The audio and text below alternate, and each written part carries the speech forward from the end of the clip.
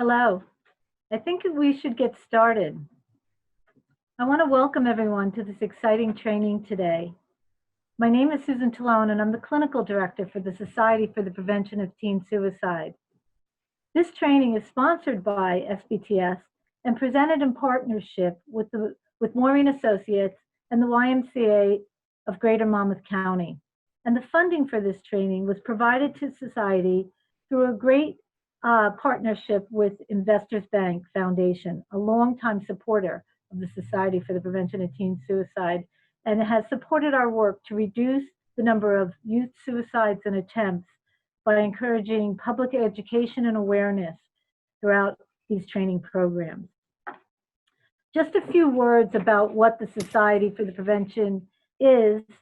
We're a nonprofit organization that was started by two New Jersey fathers who each experienced the devastating loss of a teenage child by suicide. We are dedicated to increasing awareness, saving lives, and reducing the stigma of suicide through specialized training programs such as this. We want to empower teens and parents and educational leaders with the skills needed to help build a life of resiliency for our youth. Our core values that define us are our passionate commitment to the value of life, the belief in the effectiveness of evidence-based programs, suicide prevention strategies, and the dedication to removing public stigma and conviction that accurate information and education about mental health can save lives. SPTS offers a variety of resources on our website, and that can be downloaded and duplicated at no cost. For more information on what you and your community can do, please visit our website. And now I have the pleasure of introducing you to your extraordinary panel and presenters today. Maureen Underwood is a licensed clinical social worker who has worked with children in a variety of settings, including specializing in work with children experiencing trauma, grief, and loss. She started support groups for children whose families had cancer in the 1980s and was a staff at a summer camp for kids with cancer. Heather Church Soto is a licensed clinical social worker. Through her extensive trauma-focused clinical work with children, families, and communities over the last 15 years, she has found that hope can come in many ways during even the most difficult times. For the past 9 years, Heather has worked as the Director of Outreach Services at the YMCA of Greater Monmouth County, previously the Community YMCA. Heather also has the privilege of being the Traumatic Loss Coordinator for Monmouth County as she serves as a State Disaster Response Crisis Counselor for both Monmouth and Ocean counties. And last and certainly not least, Marnie Rhoda, who has worked with Maureen Underwood for over 15 years, providing interventions for children, families, and communities who have experienced loss, including families affected by September 11th and Superstorm Sandy. As a professional coach, she has been guiding people through life changes and challenges for over 12 years. I'm going to now turn it over to Marnie, and I'm going to just tell you, you're in for a real treat. Enjoy your webinar. Thank you. Thanks, Susan. Good afternoon, everyone. Thank you so much for joining us today. A few housekeeping matters before we get started.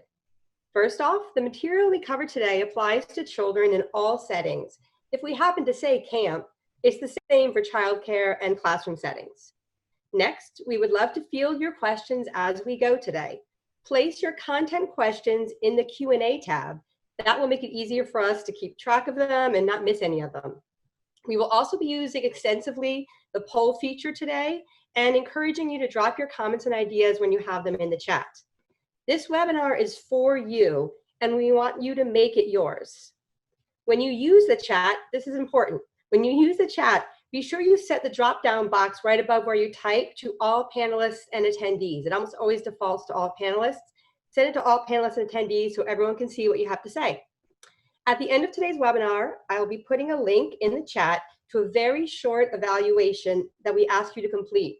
So stay to the end, please. Click on the link at the end and it'll take you right to a very short evaluation. Your feedback helps us to continue to improve what we provide for you. Now for our first and second polls. All right, so our first poll I'm launching right now, it should have popped up on your screen. We are in Monmouth County, North New Jersey, and Texas, coming to you from 3 places. Go ahead and weigh in where you are, and you can feel free to go into the chat, select all panels and attendees, and if you want to be more specific about your location so we can welcome you, go right ahead. So far, New Jersey is strongly represented in the House here.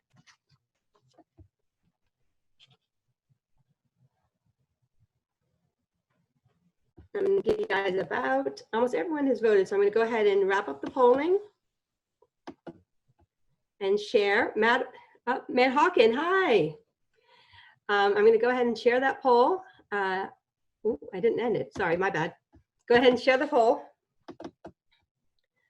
As you can see, Central New Jersey, that's where I am, by the way. Well, Central Northern New Jersey, I guess, has majority of us. I think that's because I saw a ton of people from Westfield joining just this afternoon, right before the webinar started. So that's who we are. I'm going to stop sharing those and let you guys do another poll. It's going to just tell us a little bit more about you before we move on. This poll talks about what your role is in working with children right now. So go ahead, answer that one for us.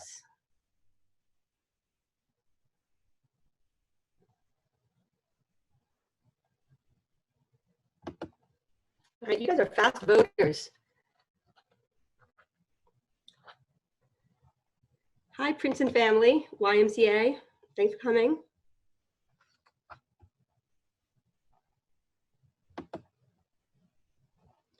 All right, I'm gonna wrap up that poll and share the results.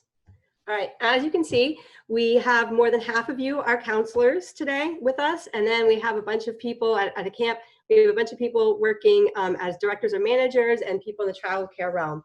So welcome. Our goal is to provide something for everyone. We have a bit of a diverse group of people here with us today, but we made sure that we provided content that would be relatable and useful for everyone. All right, I'm gonna stop sharing those results and we're gonna move on. Oh, hi, Maureen.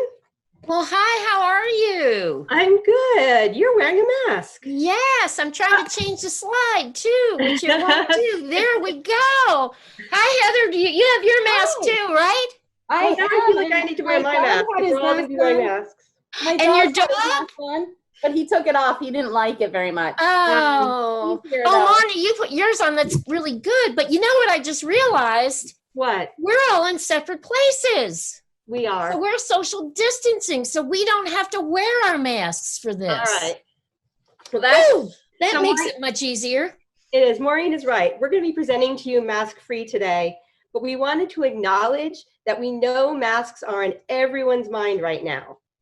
And so we didn't want you to think we were forgetting that. We know that masks are super important now. I think it's, I constantly am leaving my house and making sure now I have my keys, my purse, and my mask. It's something I have to remember. One thing I want to mention about those masks, and I'm sure this is something that many of you already have in the works where you are working right now, but we are really recommending that staff who are wearing masks have a picture photo of their face on their name tag. That should help children feel a little bit more comfortable around them and kind of see who they are as a person. We do know that doctors did this and all hospital staff did this in a lot of hospitals, and it really helped patients connect with their physicians even while they were wearing PPE. So Maureen is going to get us started today with our content and fill you in on what our plan is for today. Thanks, Marnie. Well, I want to welcome you all too. We are very excited about this and kind of see this as the beginning stepping stone into not normal necessarily, but something different. And that's kind of what the frame is that we're putting around today, is that, we hear that term new normal, and it applies certainly to us as adults, but to kids, especially to those younger kids, this isn't new normal for them. This is just normal. Oh, well, we stopped school in March. Oh, well, we can't go out. Oh, well, we can't go to a restaurant. Oh, well, I have to do. It's different. And so one of the things that in all the webinars we've been doing for varieties of populations, we really are trying to emphasize the languaging, because I think new normal sets us up for the possibility that, okay, what this is right now is normal. Because if you look normal up in the dictionary, it means usual and predictable. And Lord knows this is the most unpredictable time there is. So what's going on right now may not be the same thing that happens in 2 weeks. So we're suggesting that we talk to kids about how different things are. And we recognize that things are unpredictable. It takes some getting used to, because just when you get used to it, it seems to change. So we're going to talk about the implications of that a little bit, especially for those of you in childcare and camp settings. But what we want to highlight today, and I really can't underline this enough, is the fact that all of us, no matter how old we are, have skills to get through this. We all know how to cope with change. If there is one constant in our lives from the time we're born, it's changed. And, I was trying to think of a kind of a metaphor for how we cope with this. And I guess what came to my mind is, you have to be flexible enough to roll with the punches. And I thought, oh, that sounds kind of aggressive, but that there are times when some of the changes in your life feel like they've punched you in the gut. And so you have to be able to kind of take those few deep breaths and get back to your feet again. So that's some of what we're going to address today. In terms of the content we're going to cover, I want to be very clear that we know all of you, even the youngest of you, bring skills and knowledge. My 15-year-old grandson is serving as a counselor at a neighborhood camp, and maybe I'll share some stories of how he's managed to figure out how to deal with some of those challenging situations, because he's got the young kids too. And it really is true. Intuitively, most of us know how to deal with change. So we're going to talk a little bit more, though, about kids in particular. And maybe you'll get some things you haven't thought of. In a webinar like this, my goal often is that you learn one new thing, or that you're validated for one of the things you thought you were doing right. You really find out there's some theory behind it. I did it intuitively, but there's really lots of good reasons why this is the right thing to do. We're going to talk about, what change looks like right now in childcare settings, because as we know, it may look different in a month or so. And we're going to give you some suggestions for creatively responding. And that's one of the reasons it's so important for you to use that chat feature, because the synergy of a group, it's where I find that I get my best ideas. I think collaboration is the key to good programming. And we've got so many people on today with a lot of experience. So I think if you're willing to share that, I think that's going to be really, really important for us. And we want to talk to you about why your attitude about everything that's coming all summer is so very, very important.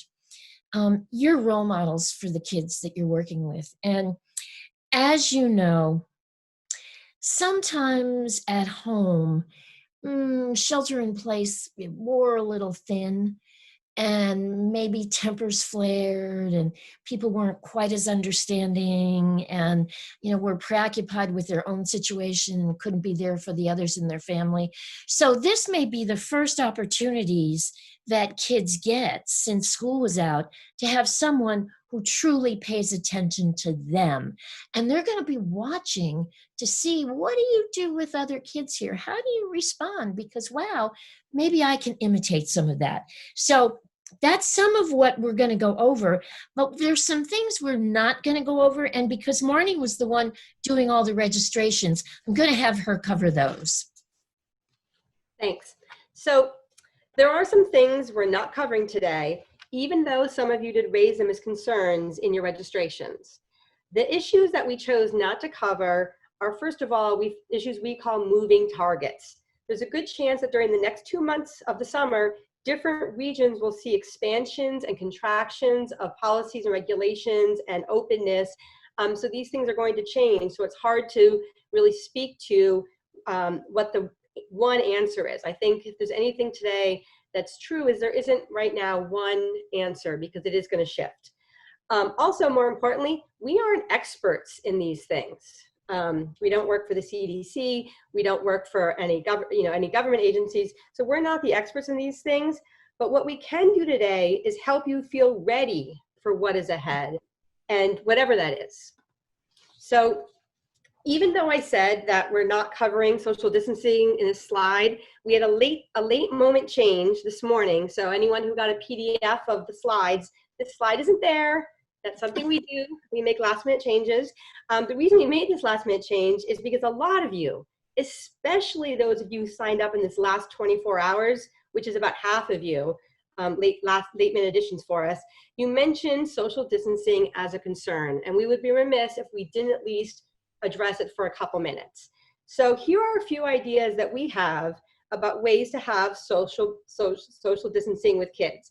So the idea, you know, fly places is a way, if you put your arms out like you're flying, it's a way to make sure there's space, you're taking up some space between you and other campers. The idea of drawing circles would maybe be in the very beginning of camp to place circles or draw circles on the ground, socially distance apart and have each child stand in the circle. They can start to get a visual understanding of how far apart is appropriate. When you tell them, remember social distancing or remember your personal space or whatever language you choose to use with them, if you give them a visual early on of what that looks like, you can say, remember circles, we need to be circle distance apart, that might help. Be different animals. They can go to one state from one area to another like animals and they're spread out, but you know, if you give them something interesting to do, that might help keep them from clumping together. Toy washes is car washes, so they understand that every time a toy moves from one child to another, it's got to go to the car wash first. Eating, we know is going to be tricky. Kids like to share snacks before or sit real close, but we thought the idea, anyone who has a dog knows if you're having a snack maybe on the ground and you've got a puppy or a dog, you got to keep your snack, right? You got to keep away from the dog, don't let the dog get, because the dog just might grab that from you. So we thought that may be an idea. But the biggest takeaway I really want to give you here is that this is a hot topic right now. And the New York Times just in the past week has had several articles about what daycare centers have been doing all along, and we're open the whole time. And they use as a reference, it said, daycare centers who've been open this whole time have some ideas of how to do this. They also are featuring some camps that were opening in Maryland a little bit before ours are opening, and talked and asked them questions about how they were doing things. And so one of the things I'll say is when you look for ideas, because again, you guys are in the business of childcare, we are not. So our ideas were our ideas. You probably have many more and better, but also other people in your field are probably your best go-tos on this. And because conveniently, this is such a hot topic, COVID in general, social distancing in general, opening up in general, it's being covered a ton in the media. A quick Google search for social distancing in camps probably gives you several articles that tell you right now what places are doing and what's been working for them. So that is our covering of social distancing. We're now going to move on to our first true topic of today, which is change. Maureen has already talked about this. What we know is life has changed for all of us.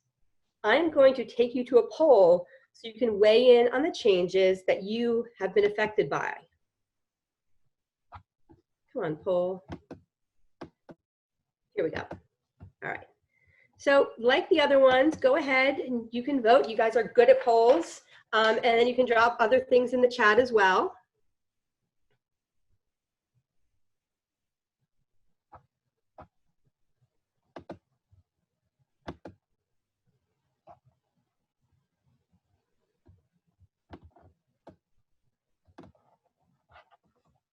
Great, people are answering away here.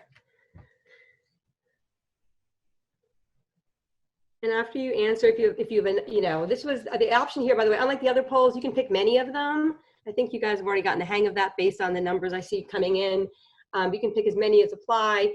We guessed you probably have some other changes you might want to share.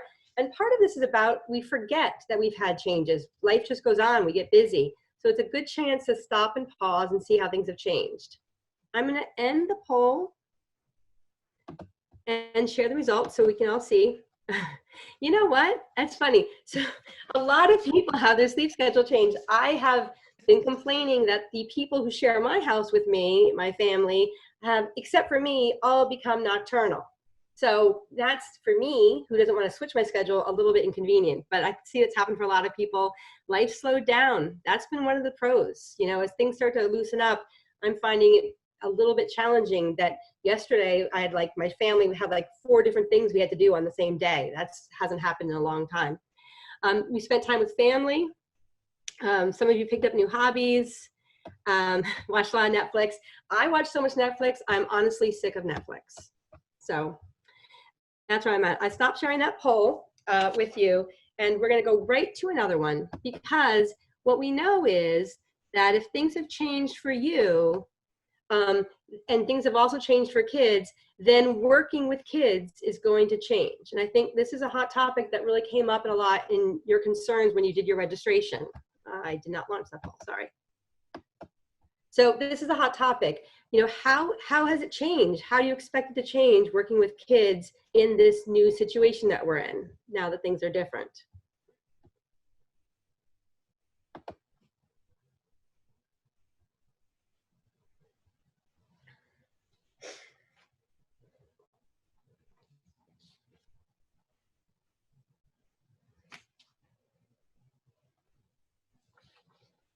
Wow, there's a lot of these. All right, about half of you voted. I'm going to give another couple seconds here.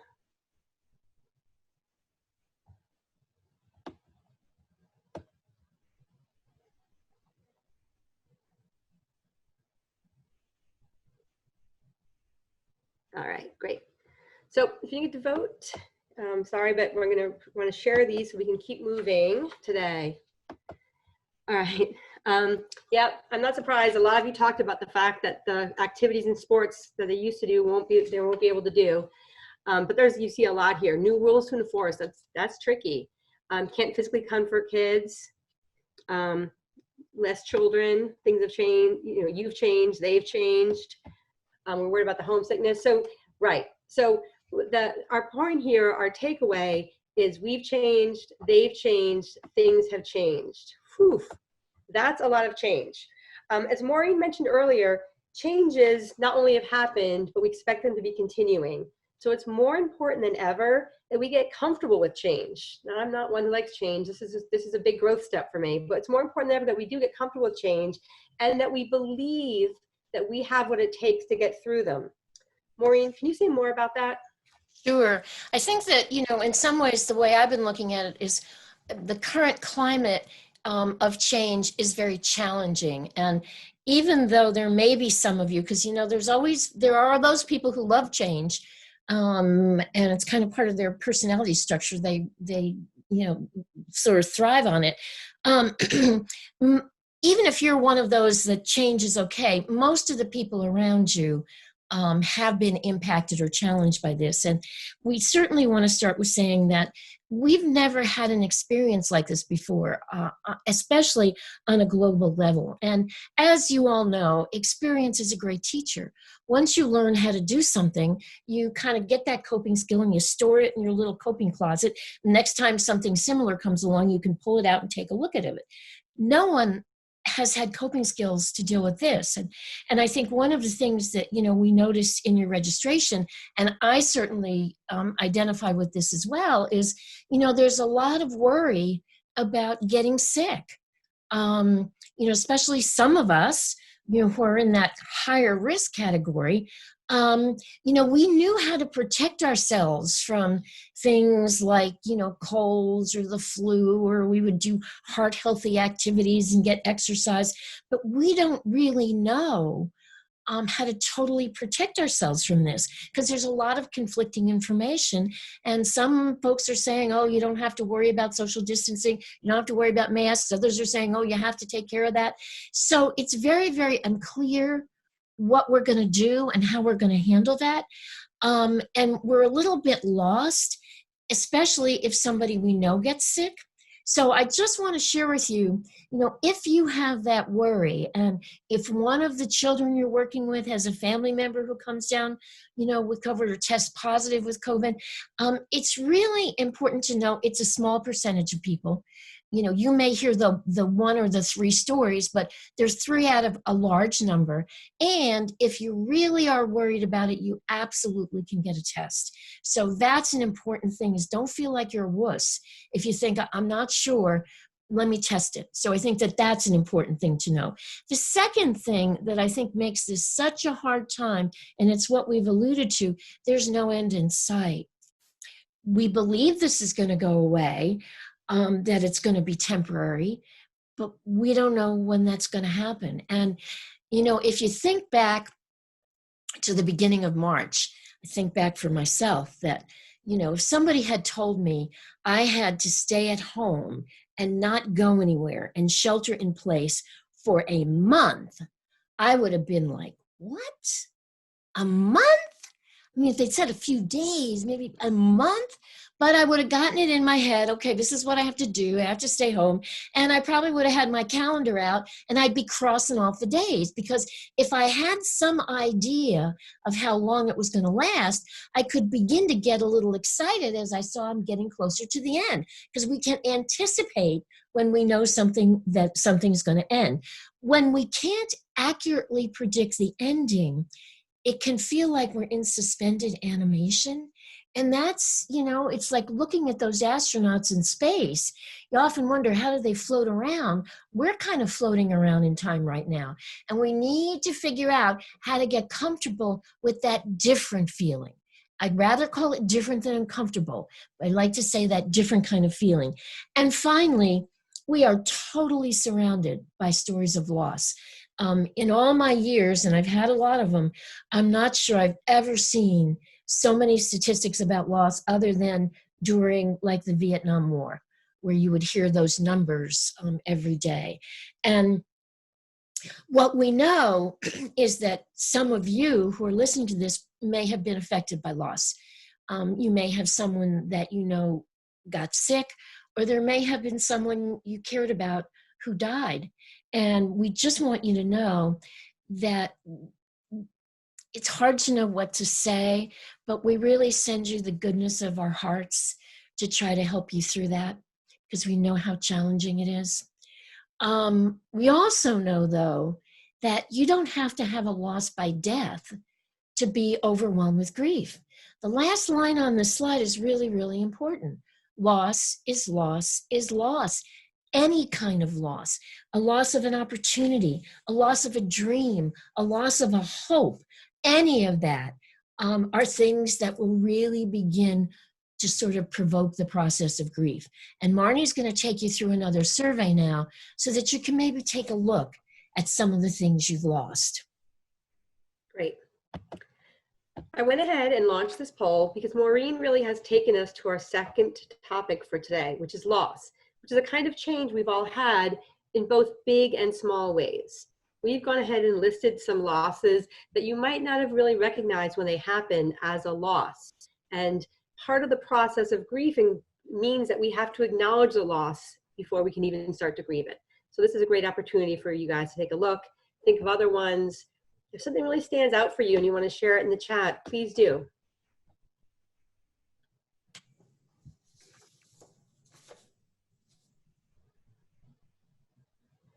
All right. They're voting like crazy here, Maureen. Great. There's a lot of these that I could check, I'll tell you. I didn't lose vacation because I didn't get to plan a vacation. But eventually, I probably, will. All right, I'm going to wrap this up. Thank you guys so much for voting and share the results. Yeah, that social connection. We've lost that. We know the kids have lost that. That's something that's ubiquitous at this point. Hobbies, passions. I could never, when the gym was about to close, I couldn't imagine it. And then it's been gone. Someone just shared that they lost a coworker at the organization, and that is a really tough loss. That is a very tough loss to handle. Coming back together again after something like that. Other losses here we see, we acknowledge all of them, the big and the small. Of course, some of those big losses can make us feel like our small losses don't matter, don't count. But for us and for kids, all the losses count. And I think something to remember when you start, as we go out and interact with more people, loss is loss is loss. So you have a right to feel and talk about your loss, and other people have a right to talk about their loss. There's gonna be kids who are most upset about something that maybe seems very trivial to you, right? Like they didn't get their favorite cereal for the whole time because it was so hard to get to the store. That's a loss. And acknowledging that loss goes a long way to building connections and helping kids move on to the next stage here. So as we can see, there has been a lot of loss. Maureen is going to go ahead and give us some tips on what we can do with all this loss. Thanks, Marnie. So, the first thing I want to say to you is that we thought that this was so important, is why we put that poll in. And, that was like maybe a half a minute where you got to think about your losses. And I would really encourage all of you after this to just spend a little bit of time to really think about all of the things in your life that mattered to you that didn't happen.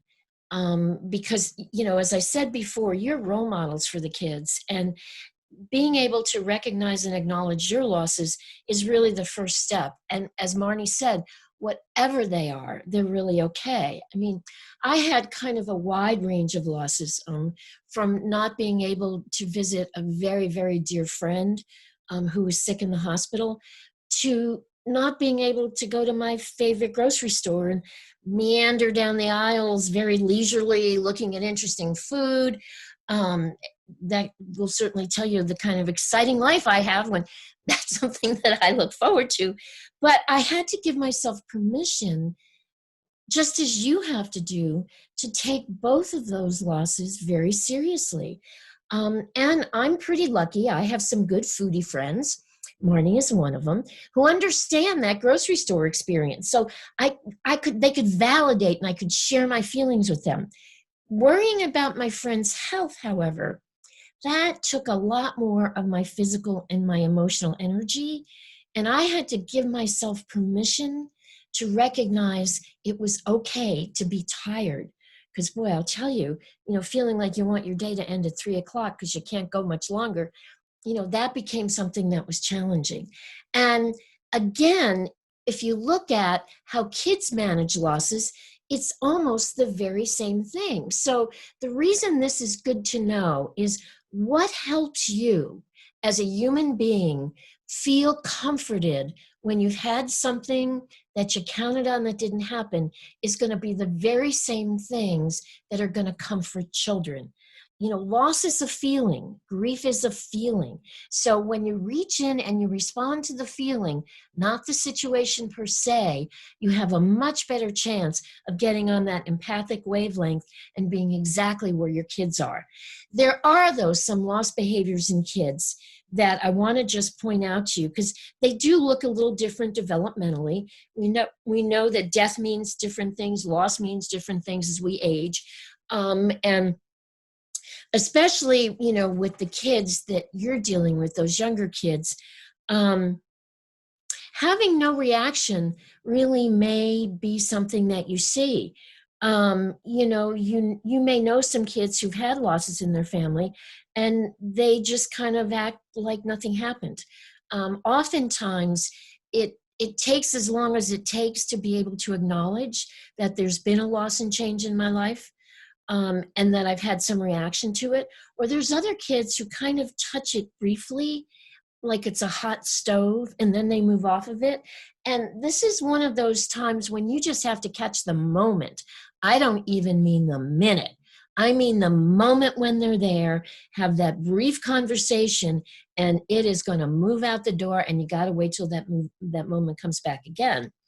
There's other kids who the loss becomes the main reference point for everything in their life. I didn't get to play in that soccer tournament, and I was captain of the team, and I'd rather be playing soccer than here at camp or doing anything at all. And you're going to get some sense of irritation about that. Some kids, if they have what we call a traumatic reminder or a reminder of the loss, somebody talks about it, or something happens that it kind of clicks in their head, you might see them become unexpectedly sad or unhappy, and they may not understand why. And so that can be one of those challenging things, and paying a little bit of attention to what the trigger was. And Heather's going to talk with you all about that in a bit. What that trigger was may give you some clues that it is one of those reminders. Kids who have had someone die by death, particularly unexpectedly, and especially younger children, you'll see them reenacting it in their play. You might see, in some of those games where, you fall down, you can fall down for a certain way and they become dead when they fall down. Or it's, you're going to die, or I'm going to die. You hear the word die in their vocabulary a lot. So if you hear kids who are talking about and using that language, you may kind of want to fold that in the back of your head, because that could be one of those things that's going on. And then you may have kids who become very clingy, especially if there's, they're in situations at home where everyone in the family is struggling so much and has nothing to give. I mean, their emotional larders are empty, and just your warmth, greeting them by name at the beginning of the day, may be something that just has them really attached to you. So, we want you to kind of know that this can look a lot of different ways, and to just be sensitive to, you may see a behavior that doesn't make sense. Step back a little to try to look at that trigger, because it really could be about that sense of loss that we all have experienced, even these really young kids. And one of the things that loss and change can do is it can create stress for us. The more change we have and the more loss we have, the more stress we have. And we wanted to give you a very simple definition of stress that you can use even with pretty young kids, now those 3-year-olds, but 5-year-olds, they kind of get it. And the definition, and this is a very accurate definition of biologically what happens with stress, it starts with a perception that we have to do something that's beyond our capacity or skill. As you know, in your own life, there are times you're afraid of things, and when you do them, you're like, oh my gosh, it's like jumping off the high diving board. I can't do it, I can't do it, I can't do it. And then once you do it, it's like, I could do it, I could do it. That initial perception was what created the stress, not the activity per se. When we start to feel that stress, that lizard part of our brain, which is in that brain stem, gets activated, and we go into that fight, flight, flee, or freeze mode. There are some of us, who are like deer in the headlights when we're in stress. We kind of just sort of tighten up. And what happens is the thinking part of our brain, which is the front of our brain, I'm not using biology terms because this is stuff for kids, this gets flooded with stress hormones. And so it's really much harder for us to make logical and good problem-solving decisions. So the decisions we make when we're stressed are often based on emotions rather than on facts. And so one of the ways that you can try to intervene here, and Heather's going to talk about this some more, is if you can change the sensory focus. For example, you've got a kid who's overwhelmingly stressed and falling apart. Say, let's get a drink of water. How about you and I sit and have a drink of water? It changes the sensory input, so it changes what's happening in that brain. That's the biology of it, and that's why it tends to work. How COVID might increase the stress levels of the kids you're working with. And I got to tell you, I think this does it to me too. So I think it's not just kids, I think it's everybody, but in particular kids. First of all, it can increase the anxiety level of parents and their kiddos. And you may see this especially with parents who are like, how was my child today? Did he cough? Did he sneeze? Did she, what happened? Especially with those younger kids. Although you may have parents who have had enough of their younger kids and are glad you're taking them for a few hours, so you may not see that. But one of the ways this often comes out is in irritation and anger. And people get very irritated and angry, when they're anxious. So my word to you, especially if you get this from parents about something, is do not take it personally. Understand where it's coming from. Just because they're so anxious and it triggers all that. Remember, anxiety, stress, it's that emotion part of the brain, and they're reacting with an emotion, and it tends to come out as anger. We've already talked about schedules and not just sleeping schedules, but everything. Every schedule has been wrecked in almost every person's life. And what that does, and the word on here is chosen again very deliberately, it destabilizes us.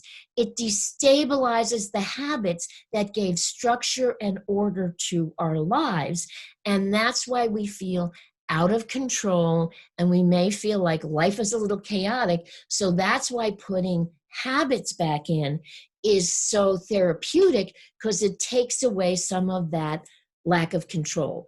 Now, what you may see is that, especially for kids who have had no habits for the last several months, that they may be a little resistant to establishing those habits again, because they've had total lack of control.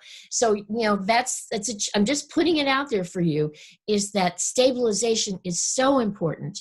And you're doing them a big favor by helping them learn how to do that, because when they go to school, they're going to have to be in habits again. So you're helping them with that. For those little kids who maybe had just gotten used to being separated at school, and then they went back home, they may have that increase in separation anxiety and be those clingy kids or those crying kids, I want to go home, I want to go home. And you know how to ride that out because you've seen it before. That's nothing that's really new. The economic hurdles, this is one of those where I think as parents, we often think our kids do not understand we have financial challenges. And as you know, kids know it, they know it. So one of the things that we've done for you, because we're very practical, in the list of resources that you have in the back of the workbook that we gave you, there's some resources for very practical things. There's resources for the food bank, there's resources for consignment shops. And this is up to you with your tact and sensitivity to know how to offer those to families who might look like they're a little challenged by what their kids bring for snack or what their kids are wearing every day. So I just offer that to you. You're used to working with kids, you know how to do that, but we wanted you to, you don't just need mental health resources, you need practical resources too. And certainly the last piece on here is that, kids who might have needed mental health treatment didn't get it, because most referrals for mental health treatment for school-age kids come from schools. Come from their school counselors, their social workers, psychologists, and they didn't get them. So you may be getting some kids whose behavior is a little bit over the edge. And again, you need to use your own parameters for looking at kids. And I would always check with a colleague if I thought, is this kid overreacting here? Or was it just, I don't have patience today? Check with somebody, because those may be kids that you want to, kind of have one of the people who's running the camp take a look at and maybe make that referral. So that kind of takes a look at what happens when we're stressed. And as we talked about, Marnie, kids do the same thing we do, right? Yes, absolutely. Before we move on to this comment, we had a couple questions from Stephanie, and maybe Heather wants to pop on too to address them, because part of it is what she's going to cover in a bit, but I didn't want to let these questions go unanswered. One is, how in those loss behaviors you talked about 2 slides back, how do they respond to loss behaviors, especially those clingy ones? That one, yep. Thanks. So Heather, and Maureen, you can jump in too, but Heather, do you want to speak to this? So sure, especially with little kids, we know they love to touch, they love to hug, they love to be all up on top of you most of the time. And when kids have a loss, they want to do those same things. And we know that with social distancing, some of that might be really challenging. So a really great strategy is to say, I know that you really want to come over and give me a hug, but how about we fist bump? Or why don't we sit here next to each other? You sit right here next to me. And if you want, we can touch our pinkies so that we can connect, because that helps some of that clinginess and that need to have the touch part of healing become part of what they do. But it's a really safe, appropriate, healthy way to do it, and teaching them some boundaries in that process at the same time. Right. One of the things I've often done with that is I've tried to have kids have some transitional object. And that may be something that they bring from home. And it can be, I would often suggest like little necklaces for girls, or those little bracelets. And that when they start to feel that sense of loss, and it's exactly what you talked about, Heather, is they can't touch you, but they can touch the necklace or they can touch the bracelet. And that's a reminder that there's other people around who care for them. It could be a reminder of the person that they've lost, but it's something concrete, so that it kind of takes the place of that hug from you, or going and having kids pick up a stone and it becomes my touchstone. And when I'm feeling really clingy, I can touch the stone and hold the stone to my heart. We used to do things like have little stuffed animals and pass them around the group and everybody squeeze courage into them. You can't do that now. But that was kind of the same way. It was, maybe you can have someone at home, their family, put some courage in this little stone. And when you come and you hold on to that, you feel it in your pocket, then you know that there's a lot of people behind you, something like that. Great. And I think we're going to just jump in this other question. And again, Heather, to the extent that you're covering this later, fine, but it fits kind of here too. What happens if the child doesn't want to participate? Do you encourage participation or do you leave them alone? And I'm going to assume this is kind of in the context of, loss type, you're recognizing symptoms of loss or stress type behavior. Yeah. So I think one of the things that we all know, right, when we're stressed, when we're upset, we don't want necessarily everybody telling us what to do at all periods of times. Sometimes we just need a minute to breathe, and that's okay. So give them a couple minutes to breathe. Pay attention to where they are. Don't let them wander or any of those things, but give them a minute to breathe, and then slowly encourage them to come and participate. If they don't want to do it, give them another couple minutes, and then encourage them to participate. The more you encourage, the more likely they will be to join. That's great. Thank you so much, Heather. All right, Maureen, we can go on back, and I think we're okay. And we're going to do a poll. We're going to leave here, and I'm going to actually throw a poll up before we talk about this slide. We're just going to do it a little bit differently than it is there. Okay. Because we're flexible. So this poll, catching you up. Maureen was talking about stress, which is really our third topic today, stress, and she explained how change and loss cause stress. And what we want to talk about is, what do you look like when you're stressed? What are the signs or symptoms for you that tell you that you're stressed? Because it's important that we know, we can feel and notice when we're stressed. So you guys go ahead and answer. If you have something that's not there, then throw it in the chat.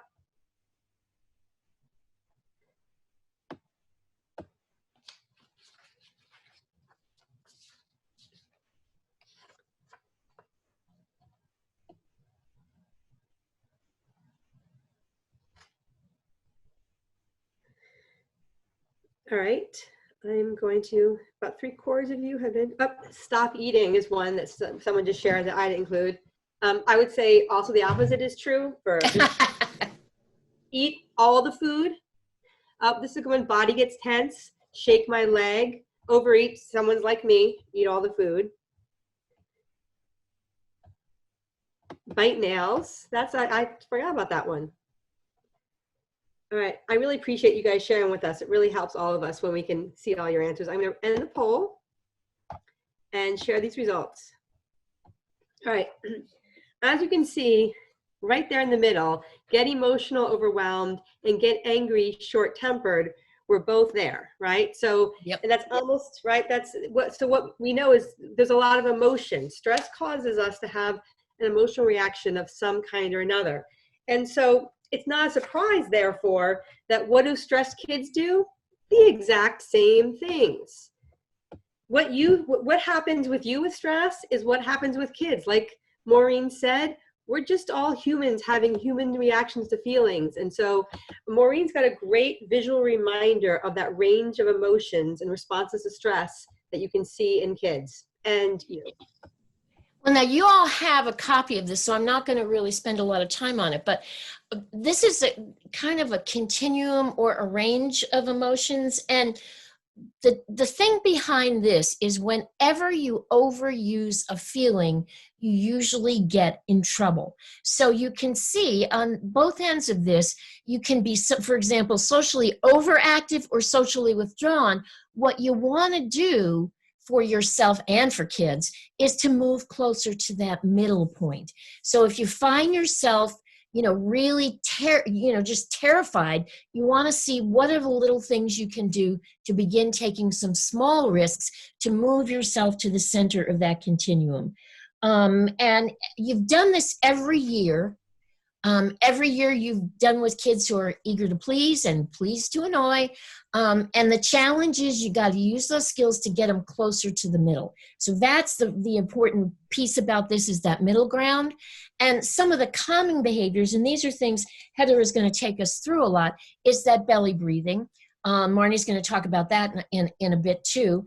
Getting down to that kid's level, kind of looking in, not exactly in their eyes, because some kids' eye contact is very threatening, but just kind of making sure, they know you're looking at them.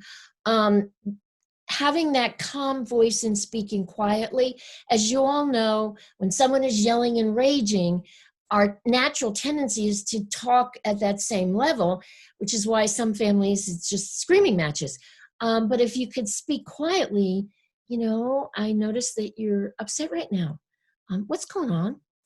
And going to that calm place. In your workbooks, we have an activity at the beginning of the workbook that talks about how you find that calm place for yourself. We think this is so critically important. So, I'd like to encourage you to take a look at that activity and then think of how to adapt it. It's easy to adapt to having kids do that and invite them to go to their calm and quiet place when they're feeling overwhelmed. And then that changing sensory focus. And again, you hear joining words here. Let's, you and I take a drink of water. I'll drink mine. You take yours. The belly breathing. Let's take a few deep breaths together. Anything that joins a kid and helps them feel like you're not alone. Those are really useful things to say. There are, however, things that you don't want to say. And Marnie, I just always like the way she reads these. So Marnie, tell us what not to say.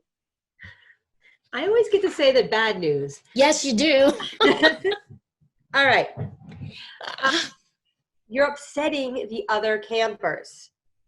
Don't worry, everything will be all right. By tomorrow, you'll forget all about it. This is nothing to even get upset about. Don't be a baby. It's my favorite. We can't all. Yeah, you could tell that. Cheer up or stop complaining. What I notice on this slide is a couple things. A bunch of these things are telling people what not to do. And those of you who've been around kids more than once before have probably gotten the lesson that in general, telling people what not to do doesn't work, right? We tell them what we do want, not what we don't want. The other thing here that I notice is that a lot of these statements are telling them to stop how they're feeling, which, I know myself, when someone important to me tells me not to get upset, it just makes me more upset because it feels like they're not understanding that I have a reason to be upset. I feel basically invalidated, made invisible, not important. And so the idea here is, and so when you're thinking, you don't have to memorize this list per se, but when you're thinking about what you want to say in a situation, first notice how agitated you are. Maybe try to take a breath and let your agitation go. And then from that place, respond with something that's encouraging a behavior you do want, or is even just mirroring back what you're observing the child saying or doing. Heather's going to give you a lot of really concrete how-to things, but I think we just wanted to, for a minute here, say that all these things make people more stressed. So here we move. This now is my favorite slide. I also get to talk about the really good calm things too, not just the big red circle ones. We've already covered a lot today. Change, loss, stress, what they look like, what to do about them, both for you and for the children you work with, which means it's time to come up for air. Coming up for air is something that we believe wholeheartedly in. It's basically taking a micro break. Like our swimmer here, if she were to come up for air, which she's doing now, even though that wave is covering her mouth, she's not coming out of the water. She's not done swimming. She's not out of the water. She's just lifting her head and taking a breath for a moment. And coming up for air like that is something that's important, especially when life is extra challenging. And I don't mean a bad day. I mean, right now, the summer of 2020, life, we could say, is extra challenging for a lot of us. So having the habit of coming up for air is a way to mitigate the onslaught of stresses and changes and losses we're experiencing. I recommend that we come up for air several times a day, all the way up into maybe once every hour. And this is not a large break, it's a small break, 3 minutes or less every 60 minutes. So let's look at this in a poll.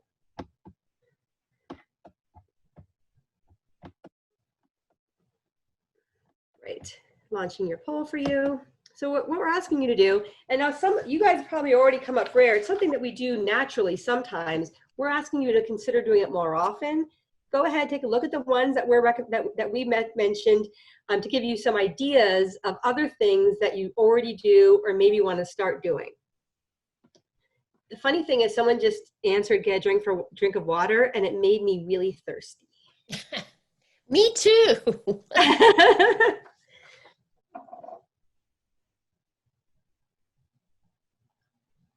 Okay. Excellent. Keep on answering away. You can answer lots of them, all the ones that apply. Throw some in the chat when you're ready.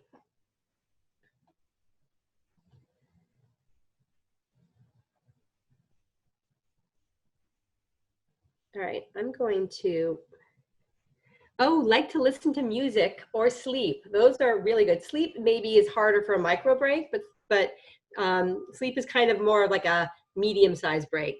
Go for a run, also a really good one. But the idea here, and I love that you have kind of those de-stressing behaviors, but you need a chunk of time to go for a run or to take a nap, and we don't always have a chunk of time.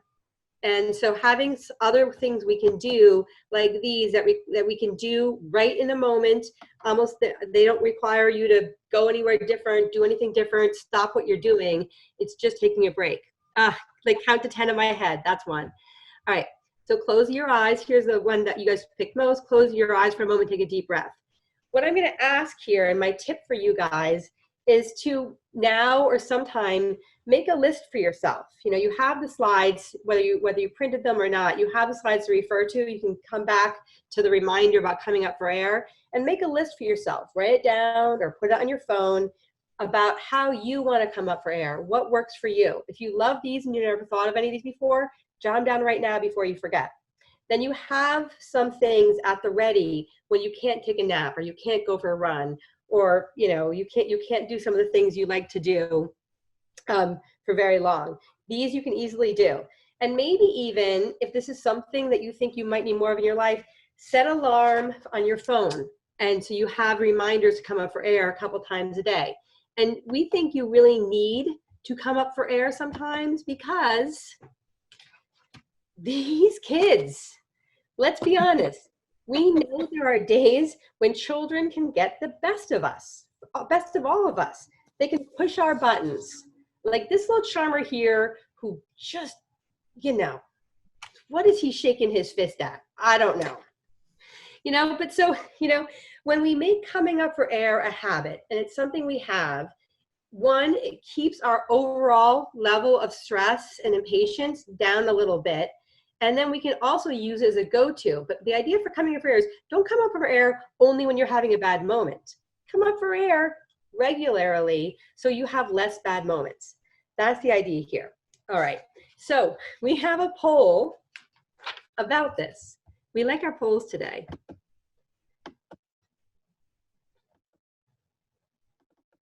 All right, for a minute, my poll didn't want to happen, but it is. Okay, so, we are trying to keep it light here for another minute because we know we're covering a lot of stuff and downloading a lot of information on you. So in keeping it light, we're going to keep coming up for air here. And let's make some room for some of those oldies but goodies that we hear from children that maybe are the ones that really push our buttons. I feel like people answered this poll much faster than any of the other ones so far. I mean, I know there's a lag in computers and stuff, but I feel like they're right on the keyboard on this one. It didn't take us long to write this one either. Yeah, we could have written a lot more. Yes. You're not my mother. I feel like you know what? We suggest that when we dropped it. You're not my mother is a good Yeah, one. we had that. We had it.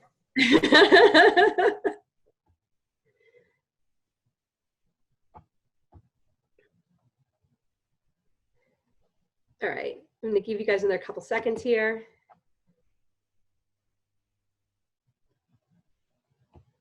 You're not my boss. You're not my boss is my favorite. I say it now, still, to people in my life. All right, I'm gonna wrap these up. Thank you guys so much for sharing. Leave me alone. Leave me alone is a great one. Okay. No. No. That never happens. Kids don't say that. You're not the boss of me. Okay. So here's the bottom line with this one. The reason we made space for this in this training is because it's real.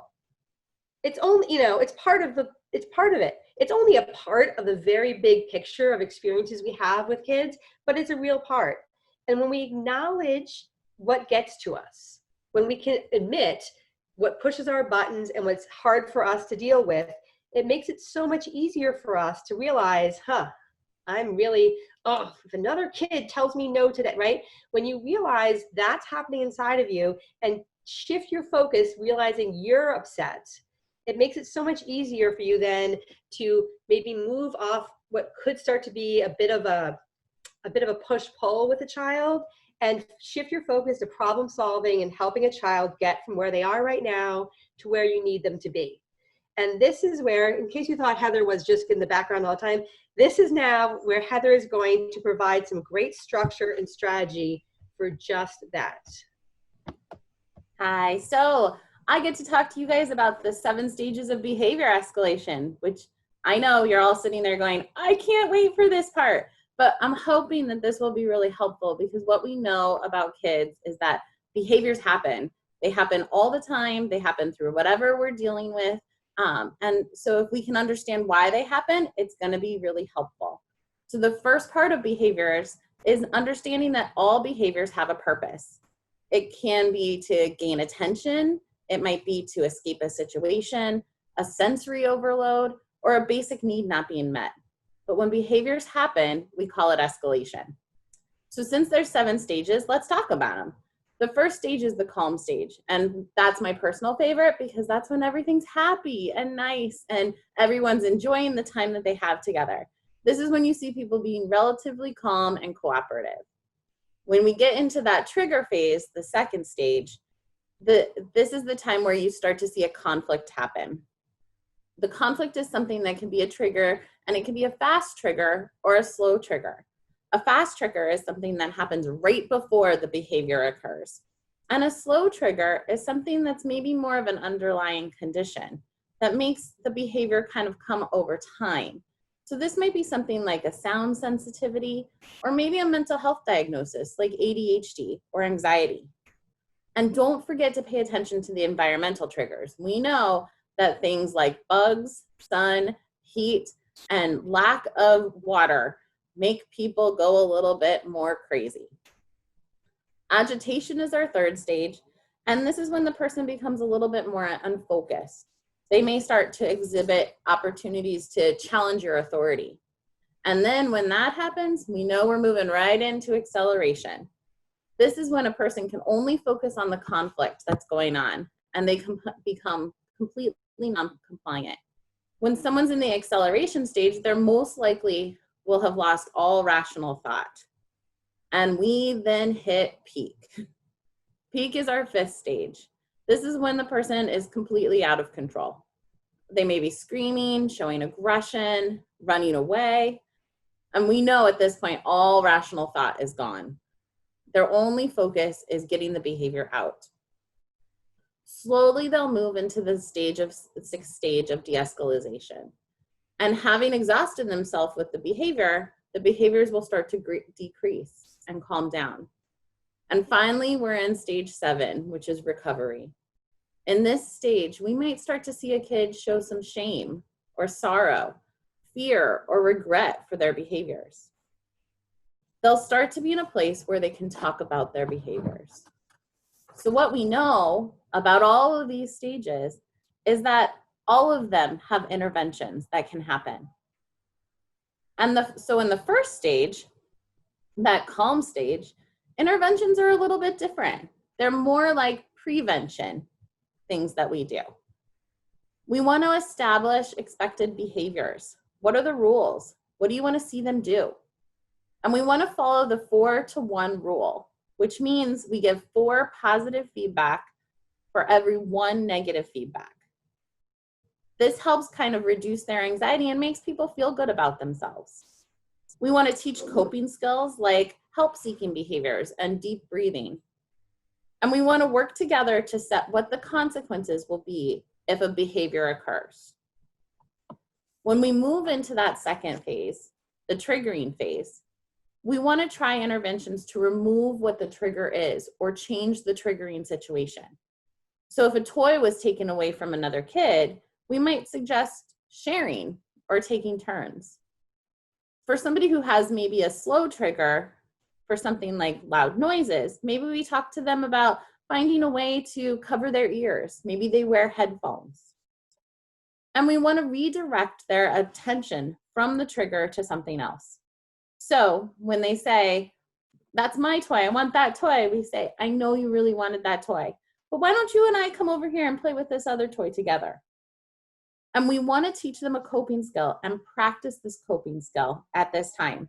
So on our way over to go play with this other toy, why don't we take a couple deep breaths together? In the intervention for the agitation stage, we want to look at breaking down directions and telling them the behavior you want to see instead of what not to do. So you're going to say something like, walk please, instead of stop running. We want to offer acceptable choices for what behaviors we want to see. So you can say, you can walk or you can skip. Let me know which one you want to do.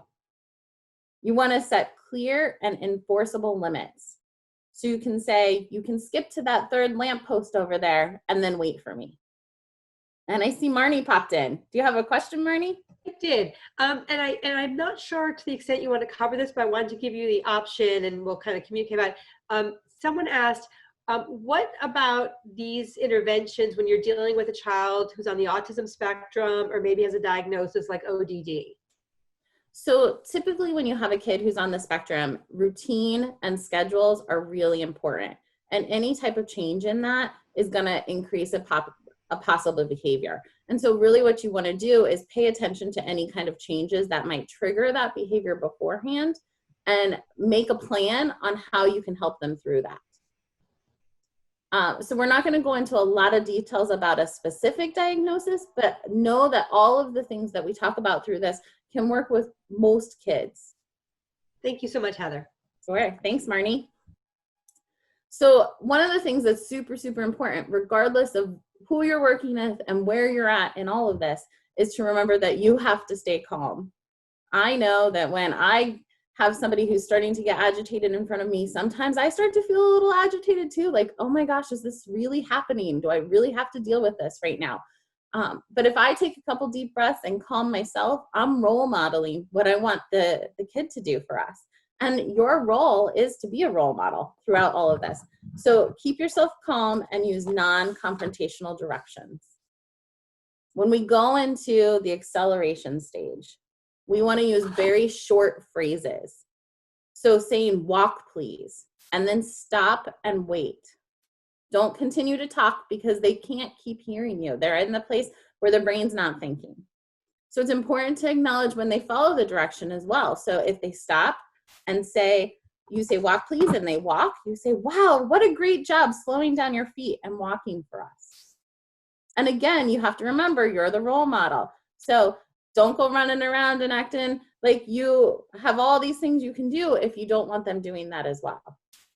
Okay? So your behavior matters. If you keep going, you're likely going to push the kid into the peak situation.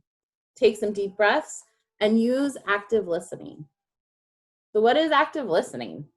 Active listening is acknowledging that the person is their feelings without judging them and showing them that you understand what's going on. For example, you might say, hey, Chucky, I see that you're really pretty angry about losing the game. Grab a water and tell me more about it. In this example, the feeling that Chucky was having was named, and then we provided him a coping skill on how to help calm down. By acknowledging his feeling, Chucky will feel that he's more understood and likely reduce his behaviors. So we've hit the peak. We're here. And we're going backwards. Off the peak. So we hit peak. Here we are. It moves fast. We got so excited about peak and moving on that we moved on. But we know that we can't just move on, right? And when kids are in the peak situation, safety is super important. We need to make sure that that kid is safe, the people around them are safe, and you are safe. So one of the things that helps with that is removing any attention that they might be getting and isolating the youth. When we say isolate, though, it doesn't mean leave them alone. It just means take all the other people away so that nobody's watching the behaviors. You're going to need to call on staff nearby to get some support when this happens. This is not the time to give consequences. I know there's times where I'm like, oh, okay, just get up. And if you don't get up, I'm going to take away your whatever, right? This is not the time to do that because they're not going to be able to hear it and it's not going to work. It's just going to make the behavior last longer. Your tone of voice is super important. When you use a calm tone of voice, you're helping reduce what's going on for them. And this is a really good time to get down at their level. Unless they're swinging at you, then don't do that. But get down at their level. Get more eye-to-eye contact because standing over someone feels very intimidating and that can increase the behavior. Remember, your actions, again, will increase or decrease the length of time that we're in this peak stage. So the more you stay calm and wait it out, the faster this will slow down. And then we move into de-escalation. This is their cool down period. You're gonna wanna wait it out. And I know sometimes that's hard.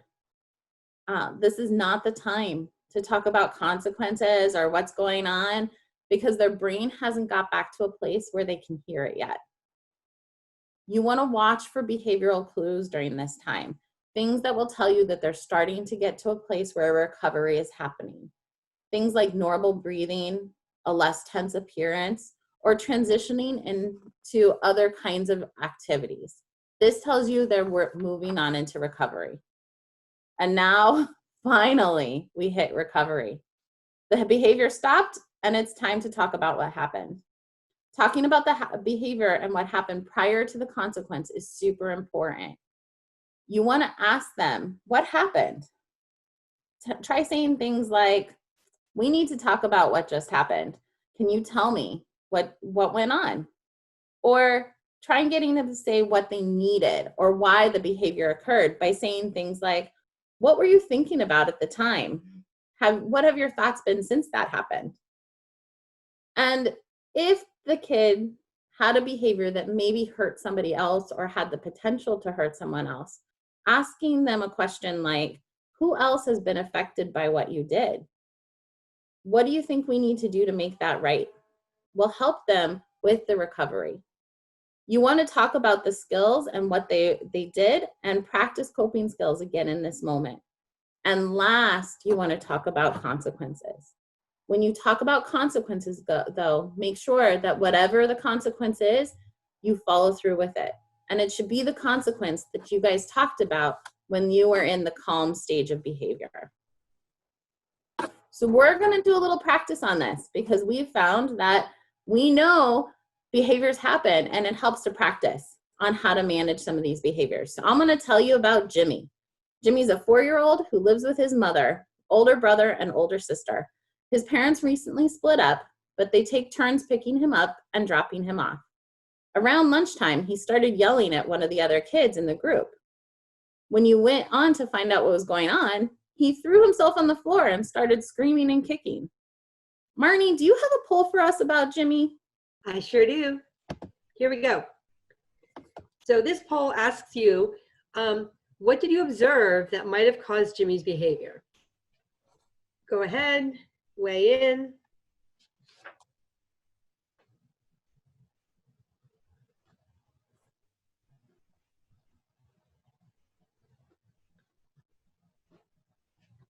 Heather, people are really noticing that Jimmy's parents recently split.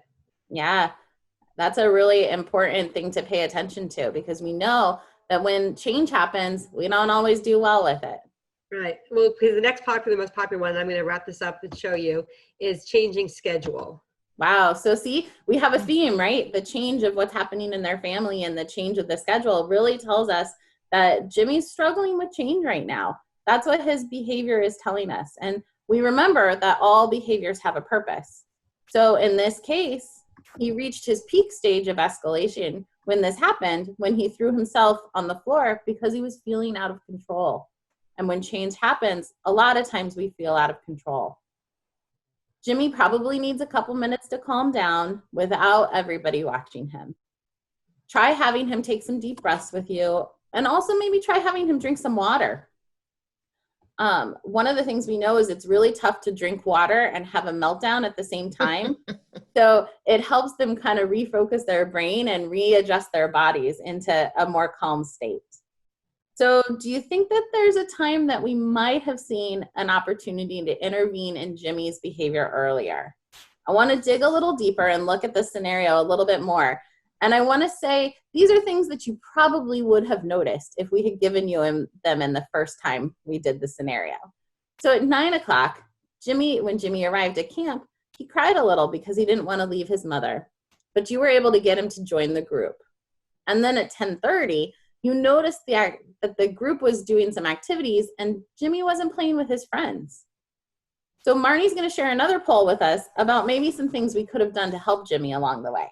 Right, great. So here's some choices of interventions, maybe at 9 or 10:30 that you might have wanted to use with Jimmy. Go ahead and weigh in on them.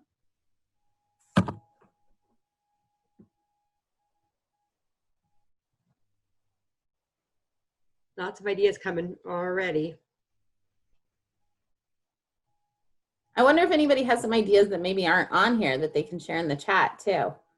Yep, go ahead and drop them in.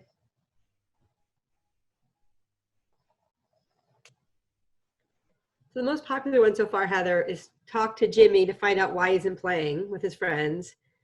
Put Jimmy in charge of an activity. I like that. Thanks for sharing that, Denise. And yeah, certainly we want to find out what's going on with Jimmy. If we ask some questions, sometimes just saying something like, I noticed that you weren't playing with your friends. What's going on? Makes somebody feel like they're paying attention. Somebody's paying attention to them.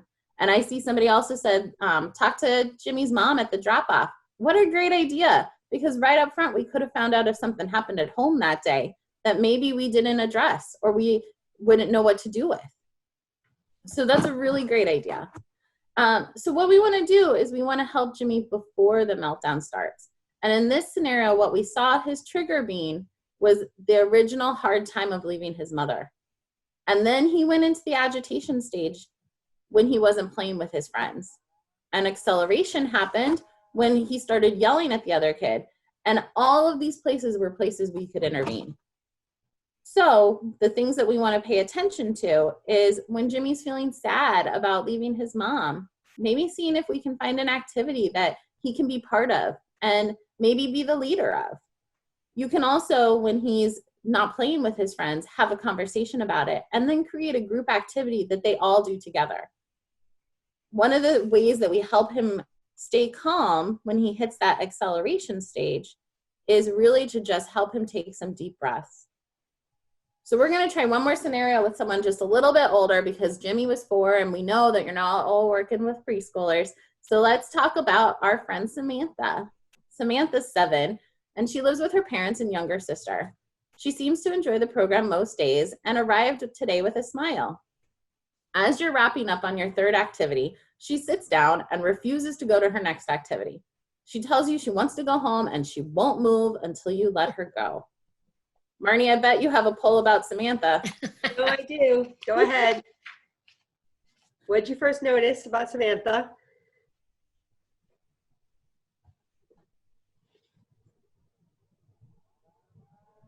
Really testing their detective skills here tonight, Heather. Yeah, well, one of the most important things about figuring out why behaviors occur is being a good detective. So it's good. I'm glad we're testing these. Excellent. Lots of people are noticing the behavior started at that activity change, by the way. Oh, that's a good thing to notice. We all know that transitions are hard for kids, especially if they're doing something they want to do. Right, I'm going to wrap this one up, share the results. You can see. Wow, look at you guys. Good job. We do want to remember all of our behaviors have a purpose, and certainly her behavior changing right when you're transitioning activity is telling you something. We notice that she might struggle with transitions. She might really like the activity you're doing, or she might feel like she just wanted a chance to finish and didn't feel like she got that. She might also be struggling with leaving her family after staying home with them for the last several months. Sometimes those smiles aren't really what they are. You know, a smile can cover a lot of things. So she might be a little bit concerned about what's happening at home. And your reaction to her can certainly change directly what happens. So I bet you wonder if we could have done something earlier. And I think we probably could have. So let's look at this scenario a little bit deeper. So at 9 o'clock, after your first activity, you notice that Samantha's dragging behind and you're encouraging her to stay with the group. And at 9:30, during the second activity, you see she's keeping to herself and her smile's completely gone. So Marnie has yet another poll for us. Tell us a little bit more, Marnie. Yeah, so now that you know more information, what could you have done with Samantha before that breakdown, that meltdown there? All right, people, and you know, Heather loves getting your ideas in the chat too, so go ahead. I see somebody said give her a countdown to change activity. I love that. That's a great idea.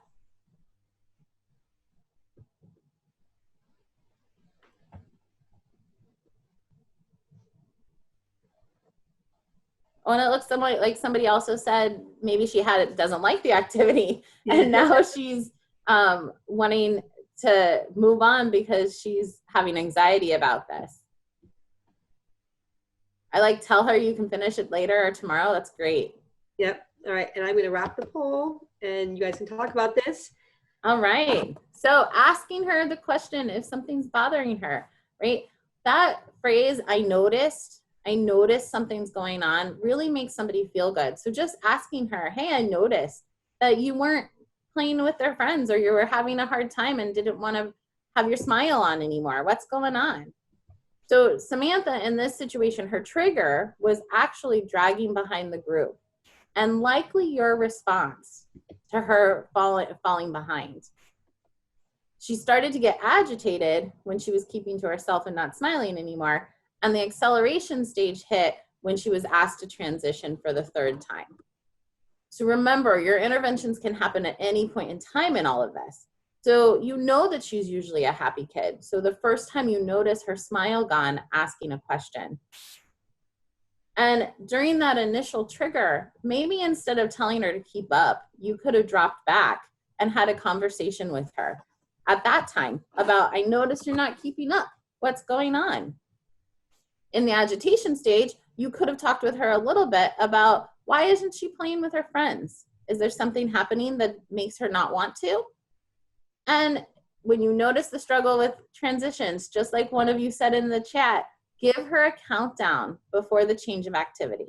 This is really helpful for almost all kids. Nobody really likes to move on to the next thing if they're in the middle of something. So giving them a countdown can be really helpful. For her, once the peak behavior occurred, she's not creating a problem where it's a safety issue. So maybe just sitting down with her and saying, it looks like you're really frustrated. Can we talk a little bit about it? Can change her from going all the way up and having a bigger behavior to just taking a few deep breaths and moving on into recovery. So that feels like a ton of information to me. It was. And I bet for Maureen, you might be able to kind of pull it all together for us and help us see what that looks like. Well, I think you did a great job, Heather. I even feel like maybe I could go become a camp counselor this year. But putting it together, very simply, it means integrating what you already know. Because I think for most of you, we haven't said a lot of new, different things. Remember, there's nothing new under the sun. It's just taking what we know and applying it. Remember, if you're at camp and you start to have some difficulties, or you're in that daycare center, your administrators have your back. Go to talk to them, tell them what's going on and get their input. And remember, you know how to deal with change. You know how to deal with unpredictability, and you know how to deal with uncertainty. And when all else fails, Marnie, I think, again, you have the wonderful task of sharing with us the real information. Yes. So keeping it real here for a minute. Here's some things you just want to keep in your back pocket. When things get rough, have your battle buddy. That's not the person you battle. That's the person you have on your team who helps you get through things. Another plus is, and we're plugging that workbook again, do that exercise, create your calm place. Really helps. Mine is my go-to. I made mine when I started working with Maureen 15 years ago. It's still my go-to. It always calms me down. It's okay to sometimes be glad that these children are going home at the end of the day, not to your house. You're allowed to feel that way. It's okay. We've said deep breaths in this webinar a lot of times, and it's on purpose. It's for a reason. But I want to just take a moment to notice, have you noticed that when you take, and maybe practice when you're not stressed out, when you take a deep breath, notice how it changes your body. And to be clear, I don't mean a sigh. And I'm going to ask Maureen because her sighs are top notch. That's not a deep breath. That's a sigh. I do that too. That does not calm any part of your nervous system. A deep breath is where you consciously will inhale and exhale. We recommend, just for starters, you do like just a 4, breathe in for 4, hold it for 4, breathe out for 4, take 4 seconds, then count of 4 to reflect on how it's changed. And finally, remember that this problem, this moment, this day is going to end, and the next one could be better. Sometimes we know the minutes are long, but the weeks do fly by. And I think that we want to put that in the context of what we said at the beginning of your attitude counts, and it really starts with you. We all may have a bad moment. We may even have a bad day. We may have a bad week. But at the end of the day, you want to keep your eye on that bigger picture. And I think Marnie is going to kind of end us and take us to helping you identify what some of your strengths are, as well as maybe challenges. Super. And just FYI, we are in the home stretch. We're watching the clock. We know we're just about done, and we are just about done. Don't worry, stay with us a little bit longer. So knowing your strengths and challenges is critical to navigating life's bumps and bruises. We have to know what we have in our arsenal and where we might get tripped up. So we've guessed at some of the ones that might fit you. You could take a look at the list and pick the ones that are true and discard the ones that aren't. But I recommend over time that as you prepare for working with children, you jot down some of your own.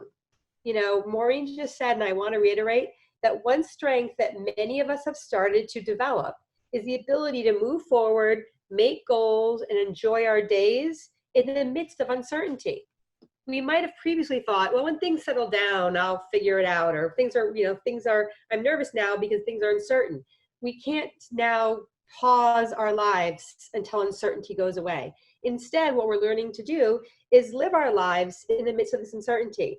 And in order to do that, we need to have the belief that we have the ability to shift as circumstances shift. We're seeing ourselves as people who can do that. We can be flexible. We can zig when the road zags. That's something that we have in our skill set. And I'm sure you can think of at least one of these shifts you've made recently. You've done it and you continue to do so. So, once you've done something, you can do it again, which is critical. So as we wrap up, I want to share one comment that I saw more than once in your registrations. Amidst all the other concerns about the things, more than once people wrote, here's to having a fun and safe summer experience for everyone. And that's, we wholeheartedly agree. That's why We are here for you. And we know that's what you want, parents want, children want. So let's close with a poll to highlight what you do and why you're the right person for the job. This is my last poll, guys.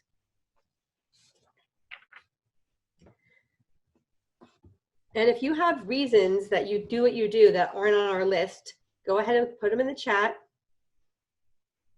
While you're answering these, I will also say Heather's already put in the chat, because she's the best, the link to the evaluation. Don't click on it till we're done in just a couple of minutes, but it's there already for you. We'll drop it in again to make it easier to find in case it gets buried with all your things. Oh, I lied. She only said it to me. Don't try to find it yet. Thanks, Heather. She was just helping me. I appreciate help. Oh, this is a great one. I love making kids smile every day. That's great. Thanks for sharing that. All right. I like to help children learn and smile. All right, I'm going to end the polling while you guys continue to put things in the chat. Feel free to do that. Share results. All right, so this is not a surprise. You guys like working with kids, right? You'd probably be in the wrong job if that wasn't out. Someone just put in the chat too, they get their silly self out. That's so true. I mean, kids bring out the kids in us, and that sometimes feels really, really good. So as you can see, these are why you do what you do. And sometimes when the days are tough, it's good to remember why you're there in the game. So wrapping us all up now, two last things. One, as you see here, we're developing a follow-up to this webinar that will have activities for children with guided discussion points to enhance kids' teamwork, their resiliency, their problem-solving skills, among other social skills. More on that to come. You all have my email address. It's there, and I think I've emailed with quite a few of you. If you don't hear anything and you're curious, you can reach out to me, but you'll hear, it will be announced the same way all this was announced to you before.